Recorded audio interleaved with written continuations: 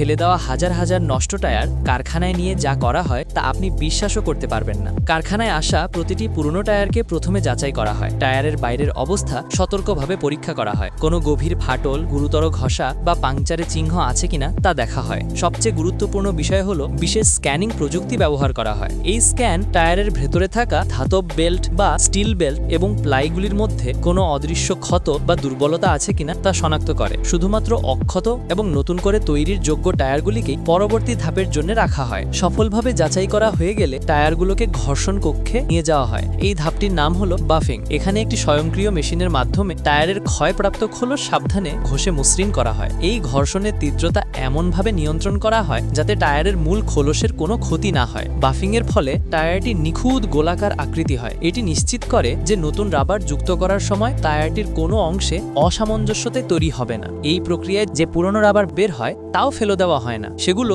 পরবর্তী রিসাইক্লিং এর কাজে বা জ্বালানি হিসাবে ব্যবহার করা হয়। বাফিং এর পর টায়ারের খোলসটিকে আবার পরীক্ষা করা হয়। যদি কোনো সূক্ষ্ম গর্ত বা সামান্য ক্ষত ধরা পড়ে তবে সেই অংশটি বিশেষ আঠালো রাবার দিয়ে ভরাট করা হয়। এরপর নতুন করে তৈরির জন্য একটি পদ্ধতি বেছে নেওয়া হয়, সেটি হলো প্রি কিউর পদ্ধতি। টায়ারের উপরের অংশে প্রথমে বিশেষ আঠালো রাবার মিশ্রণ লেপন করা হয়। তারপর আগেই তৈরি করা নতুন ট্রেড স্ট্রিপটি টায়ারের উপর বসানো হয়। ট্রেড বসানোর পর টায়ারটিকে উচ্চ চাপ এবং তাপমাত্রার চেম্বারে পাঠানো হয়। টায়ারটিকে একটি নরম রাবার মোড়ক দিয়ে মুড়ে দেওয়া হয়, যা ভ্যাকিউম স্টিল তৈরি করে। এই চেম্বারে নির্দিষ্ট সময়ের জন্য টায়ারকে উচ্চ চাপ এবং তাপে রাখা হয়। এই তাপ এবং চাপের ফলেই নতুন ট্রেড রাবারটি টায়ারের মূল খোলসের সাথে পারফেক্টভাবে যুক্ত হয়। সব প্রক্রিয়া সম্পন্ন হওয়ার পর টায়ারটি সম্পূর্ণ নতুন টায়ারের মতো মজবুত এবং রাস্তায় ব্যবহারের জন্য প্রস্তুত হয়ে ওঠে।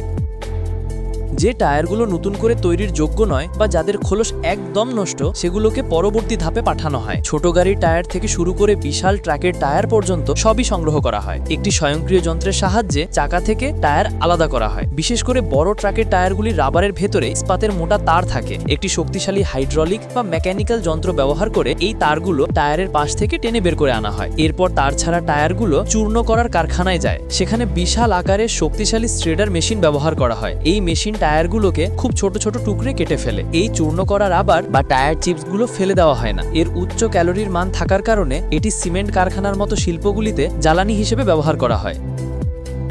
এইবার প্রক্রিয়া শুরু হয় বাতিল মেটাল বা স্ক্র্যাপ মেটাল নিয়ে। কারখানায় আসা স্ক্র্যাপ মেটালের মান যাচাই করার জন্য কৃত্রিম বুদ্ধিমত্তা ক্যামেরা সিস্টেম ব্যবহার করা হয়। এই স্বয়ংক্রিয় ব্যবস্থা প্রতিটি স্ক্র্যাপ মেটালের ওজন বিশ্লেষণ করে। বাছাই করা স্ক্র্যাপকে এরপর ইলেকট্রোম্যাগনেট ব্যবহার করে গলানোর চুল্লির দিকে নিয়ে যাওয়া হয়। স্ক্র্যাপ মেটালগুলোকে একটি বিশাল পাত্রে বোঝাই করে ইলেকট্রিক আর্ক ফার্নেসে রাখা হয়। চুল্লির ভেতরে উচ্চ ভোল্টেজের বিদ্যুৎ দিয়ে চরম তাপে স্ক্র্যাপ মেটালকে দ্রুত গলানো হয়। গলিত মেটাল থেকে প্রথমে পরিষ্কার ইস্পাত বের করে নেওয়া হয়। এরপর এটিকে আরও একবার উত্তপ্ত ও পরিশোধিত করা হয়। তারপর গলিত ইস্পাতকে ঢালাই মেশিনে পাঠানো হয়। এই মেশিনের মাধ্যমে ইস্পাত ঠান্ডা হয়ে লম্বা ও শক্ত বিলেট ফ্রেমে পরিণত হয়। এই বিলেটগুলিকে আবারও গরম করা হয় এবং একের পর এক রোলিং মিলের ভেতর দিয়ে পাঠানো হয়। রোলিং মিলের চাপ ও ঘর্ষণে ইস্পাত ধীরে ধীরে পাতলা, লম্বা ও শক্তিশালী হয়ে লম্বা রড তৈরি হয়। তৈরি হওয়া লম্বা রডগুলি কাটার মেশিনের মাধ্যমে নির্দিষ্ট সাইজে কাটা হয়। শেষে রডগুলি বান্ডেল করা হয় এবং নতুন টায়ার তৈরির কারখানায় পাঠানো হয়। আর বাতিল টায়ারের উপরের অংশ,